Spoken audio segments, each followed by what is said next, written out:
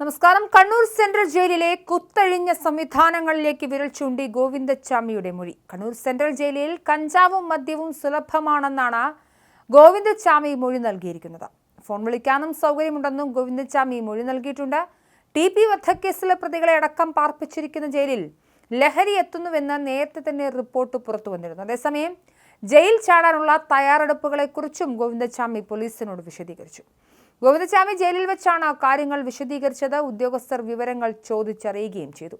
8 മാസം മുൻപാണ് ജയിലിന്റെ കമ്പി മുറിച്ചു തുടങ്ങിയതെന്ന് ഗോവിന്ദച്ചാമി വ്യക്തമാക്കി. ഒരിക്കലും പുറത്തിറങ്ങില്ല എന്ന് കരുതിയതിനാലാണ് ജയിൽ ചാടിയതെന്നും ഗോവിന്ദച്ചാമി ഉദ്യോഗസ്ഥരോട് വിശദീകരിച്ചു. ജയിലിലെ മറ്റ് 5 തടവുകാർക്ക് കൂടി ഗോവിന്ദച്ചാമി ജയിൽ ചാടുമെന്ന വിവരം അറിയാമായിരുന്നു. പക്ഷേ ഇന്ന് ജയിൽ ചാടുമെന്ന കാര്യം ഇവർക്ക് അറിയില്ലായിരുന്നു എന്നായിരുന്നു ഗോവിന്ദച്ചാമി ഇന്നലെ പോലീസിനോട് വിശദീകരിച്ചത്. മറ്റ് തടവുകാർ ജയിൽ ചാടുന്നതിന് ഗോവിന്ദച്ചാമിയെ പ്രോത്സാഹിപ്പിച്ചു. ജയിൽ ചാടിയാൽ ശിക്ഷ വെറും 6 മാസം എന്നാരോ പറഞ്ഞുകൊടുത്തുവെന്നും ഗോവിന്ദച്ചാമി ഉദ്യോഗസ്ഥരോട് പറഞ്ഞു. ഹാക്സോ ബ്ലേഡ് അന്തേവാസിൽ നിന്നാണ് ലഭിച്ചതെന്ന് ഗോവിന്ദച്ചാമി മൊഴി നൽകിയിരുന്നു. ജയിൽ മോചിതരായവരുടെ തുണികൾ ശേഖരിച്ച് വടമുണ്ടാക്കി. ഫെൻസിംഗിന്റെ തൂണിൽ കുരുക്കിട്ട് തുണി കൊണ്ടുണ്ടാക്കിയ വടത്തിലൂടെ മുകളിൽ കയറി.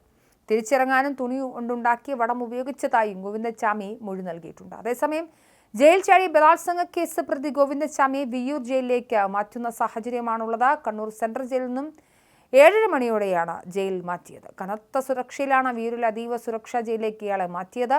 അതീവ സുരക്ഷയുള്ള കണ്ണൂർ ജയിലിൽ നിന്നും ഇന്നലെ പുലർച്ചെയാണ് ഗോവിന്ദച്ചാമി ജയിൽ ചാടിയത്. പിടികൂടിയ ശേഷം ഇന്നലെ വൈകിട്ടോടെ ജയിലിലേക്ക് തന്നെ തിരിച്ചെത്തിച്ചിരുന്നു.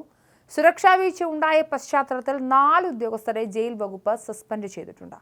സെൻട്രൽ ജയിലിനകത്ത് ഇലക്ട്രിക് ഫെൻസിംഗും CCTVകളും പ്രവർത്തനക്ഷമമാണോ എന്നതുൾപ്പെടെയുള്ള കാര്യങ്ങളിലും പരിശോധനകൾ തുടരുന്നു. കഴിഞ്ഞ ദിവസം ഇയാളെ ക്രൈംബ്രാഞ്ച് ഓഫീസിലെത്തിച്ച് വിശദമായി ചോദ്യം ചെയ്തിരുന്നു.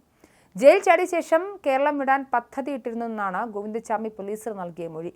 സംസ്ഥാനം വിടാനായിരുന്നു പദ്ധതിയെന്നും മോഷണം നടത്തി പണം കണ്ടെത്തുകയായിരുന്നു ലക്ഷ്യമെന്നും ഗോവിന്ദച്ചാമി മൊഴി നൽകി.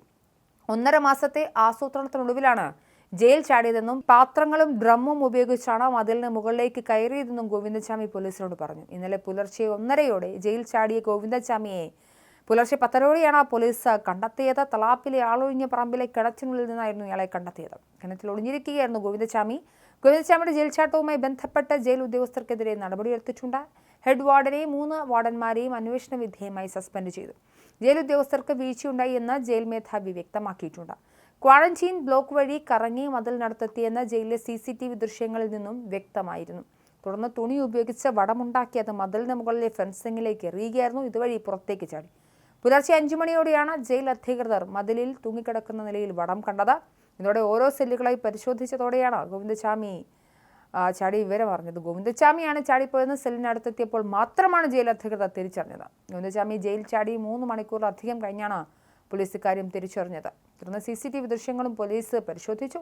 6 മണിയോടെ ജയിൽ ചാട്ടം സ്ഥിരീകരിച്ചു. 7 മണിയോടെ മാത്രമാണ് പോലീസ് പരിശോധന ആരംഭിച്ചതും കണ്ണൂർ പോലീസിന് വിവരം കൈമാറിയത്.